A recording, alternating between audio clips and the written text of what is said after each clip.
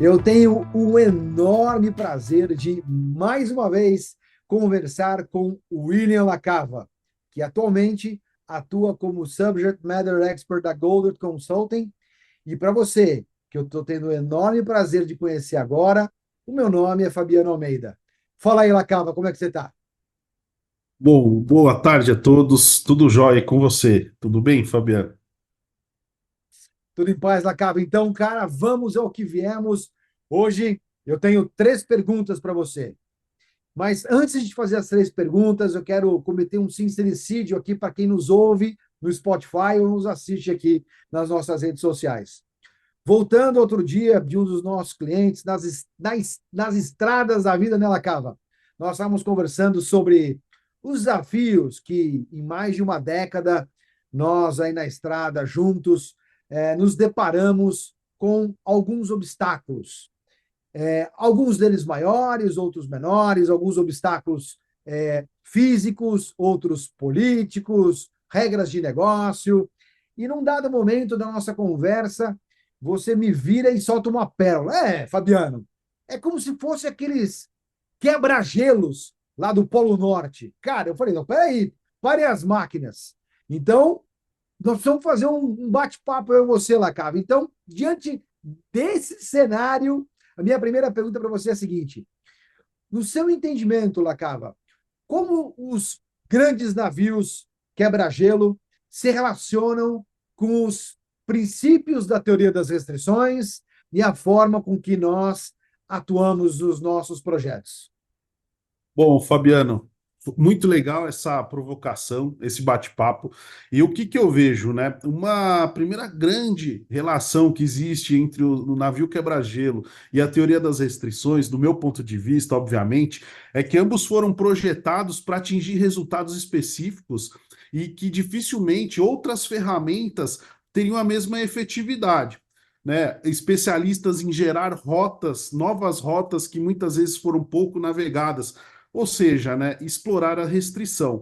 Eu vejo também que uma grande similaridade é o quanto eles são conhecidos, né? A gente sabe, obviamente, que a teoria das restrições ela vem cada vez mais sendo disseminada e utilizada pelas empresas, assim como o navio quebra-gelo, ele está sendo cada vez mais estudado para que, de fato, a gente consiga explorar novos locais.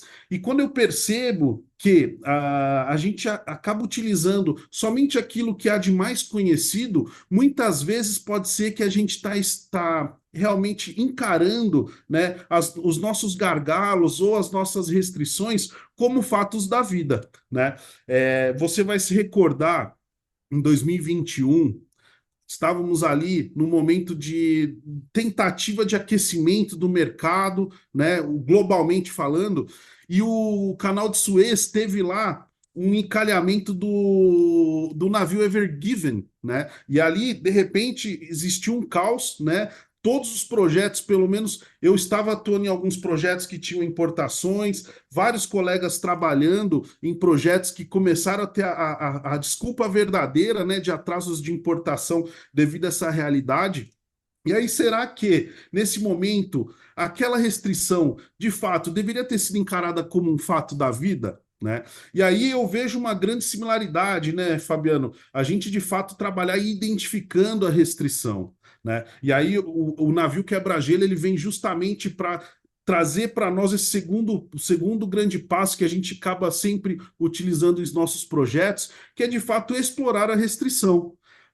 Quando a gente enxerga um navio quebra-gelo, ele está ali justamente com o objetivo de entrar em regiões pouco exploradas, definir novas rotas, para que a gente, de fato, consiga atingir objetivos extraordinários, né? E, poxa, naquele momento, o canal de Suez, ele entupido, né, sem poder ter vazão das importações e exportações, muitas vezes foi encarado como um fato da vida, e o quebra-gelo ele vem para justamente mostrar que existem alternativas, né? E a gente busca, dentro desse ambiente, identificar a restrição, explorar a restrição, fugir ao máximo e desafiar quando a gente ouve, né? Alguém falando assim, ah, mas nós sempre fizemos assim. Ou seja, as exportações, o movimento, né, dos navios sempre passou pelo canal. Será, né? Será que esse é o único caminho? E a teoria das restrições ela traz essa provocação para nós, né? E toda vez que o navio quebra-gelo ele sai em uma nova missão, sem dúvida, todos estão cientes que terão grandes desafios pela frente, mas eles estão seguros porque eles sabem que tudo aquilo foi desenvolvido para encarar aquele ambiente desafiador. E aí, trazendo, né, para o nosso ambiente de teoria das restrições, é um pouco assim que eu me sinto quando nós, né, costumeiramente, normalmente na segunda-feira, no aeroporto de Congonhas, embarcando aí para o nosso cliente ou para novos projetos. Sabemos que nós vamos encontrar grandes desafios, mas estamos muito seguros que nós temos todo o conhecimento, estamos preparados para isso, Fabiano. Então, essa é minha primeira leitura de comparação entre esses dois elementos. Fantástico, Lacava. E aí você já me deu uma pérola para um post que já vai ficar na minha fila todo domingo. Eu faço o meu, construo o meu pulmão dos posts do LinkedIn. Sei que você não aguenta mais ver meus posts no LinkedIn. E aí vai ter um post que vai abrir, abre aspas. A teoria das restrições contribui para que as companhias cheguem em lugares inóspitos. Fecha aspas. O William Lacava. Dito isso, virando a página, segunda pergunta, meu nobre, que eu trouxe aqui, que eu quero trazer para você e para quem nos ouve é a seguinte. O seu entendimento, Lacava, quais são os princípios centrais da teoria das restrições que a semelhança dos navios quebra-gelo, ao quebrarem grandes barreiras de gelo, são fundamentais, Lacava, são essenciais para que você e a sua equipe não só os identifiquem, ou melhor, quando os identificam, como é que vocês superam esses grandes e essas grandes e profundas premissas nos nossos projetos? Bom, Fabiano, para a gente explorar um pouco dentro dessa sua questão, eu acho que é válido a gente comentar as duas principais características de um quebra-gelo, né, na minha visão. Uma delas é o casco, obviamente, que tem um formato específico e um nível de resistência totalmente diferenciado, e a propulsão, né? E quando a gente fala sobre o casco, né, o design desse casco e a resistência, o que que eu vejo, né? Quando o navio quebra-gelo ele é projetado, obviamente, o principal objetivo dele é quebrar as camadas de gelo. Porém, esse navio ele não fica somente navegando em oceanos congelados. Ele também encara, né, oceanos abertos, e essa característica focada especificamente em quebra-gelo vai trazer dificuldades de navegação em mares abertos, né, grandes impactos com as ondas e coisas do tipo. E, Fabiano, quando eu trago essa questão do formato do casco, né, o design e o objetivo dele, eu vejo muito isso em relação ao desenho da solução para a gente implantar a cultura da teoria das restrições, né? E, por exemplo, né, se nós estamos num ambiente no qual a gente ainda precisa permear essa cultura, os principais gestores ainda não conhecem os resultados da teoria das restrições de uma forma prática, nós temos que focar especificamente em quebra-gelo e não tanto na velocidade de navegar em mares mais abertos. Então, a gente tem que atuar muito forte em garantir os resultados e não especificamente na velocidade. Agora, em outros cenários, Fabiano, no qual a alta camada de gestão já acredita, já comprou os resultados da teoria das restrições, eu entendo que o design do nosso casco pode ser um pouco mais direcionado, não só para quebrar o gelo, mas também para velocidade, né? Conforme o ambiente que a gente encontra, a gente tem que desenhar uma implantação que, de fato, garanta que a gente atinja os objetivos conforme a cultura do nosso cliente que está ali do outro lado da mesa, né? Essa é uma das grandes similaridades, né, Fabiano? E aí, falando especificamente também sobre a resistência do casco, é por isso que nas nossas implantações nós buscamos ao máximo, né, alocar uma equipe extremamente experiente, principalmente na implantação dessa nossa nova cultura, nova para o cliente, né, Fabiano? Para nós já faz aí praticamente 2 décadas. Ou seja, lá vamos nós para uma outra frase do Dr. William Lacava, abre aspas, mais importante do que a velocidade é a capacidade de identificar e mudar as mais profundas premissas que nos trazem ou que nos trouxeram para a realidade atual. Fecha aspas. William Lacava. Oh, tá bonito isso aqui. Eu vou escrever um livro desse jeito, Lacava. Dito isso, virando a página, bora para a terceira e última pergunta para quem nos assiste e quem nos ouve. Cara, para as pessoas que estão nos acompanhando e que, apesar de não necessariamente, Lacava, estarem lá no Polo Norte, mas quando olham para os lados nas suas companhias aí, eles se veem cercados por grandes geleiras que impedem com que eles, as suas equipes e, por consequência, as suas companhias, tenham um progresso que as suas companhias, que os seus acionistas requerem. Com base na sua experiência, cara, quais são os três primeiros passos para construir, para que as pessoas que nos ouvem e nos assistem possam construir os seus próprios navios quebra-gelo? Em outras palavras, quais seriam os três primeiros passos para internalizar e, por consequência, colocar em prática a teoria das restrições? Muito bom, Fabiano. Olha, a minha resposta é, ela vai na essência da nossa filosofia, né, Fabiano?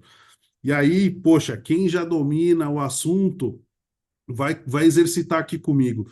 Sem dúvida alguma, o primeiro passo é identificar a restrição.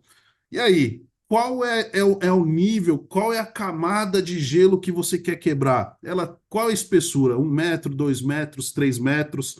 Qual que é o seu principal objetivo, né? Qual é a velocidade que você precisa para atingir esses seus resultados, né? Tudo isso vai nos dizer principalmente qual que é a estratégia, né, diante da sua camada e da sua velocidade que você necessita para atingir esses resultados. E, obviamente, né, o segundo passo, explorar a restrição.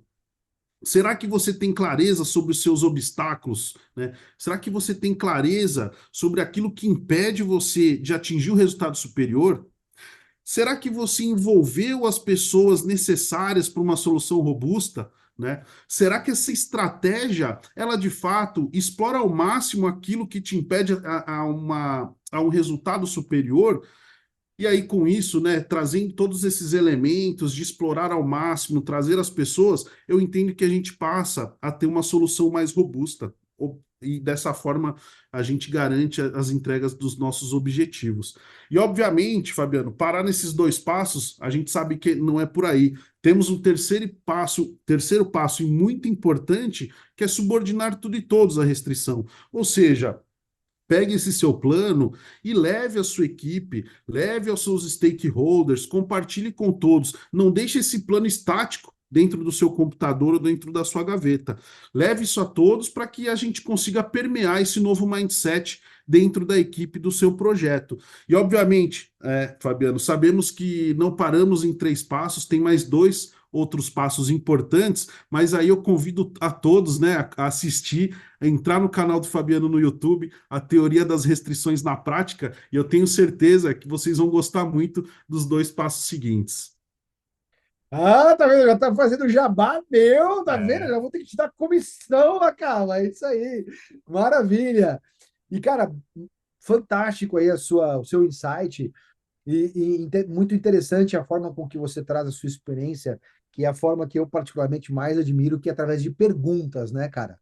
Você fez aí, pelo menos pelas minhas. Fui acompanhando aqui as minhas anotações, sempre aprendo muito te ouvir, que pelo menos eu captei 4 perguntas que você fez, então, e mais eu conheço as pessoas pelas perguntas que elas me fazem, não pelas afirmações que elas compartilham comigo.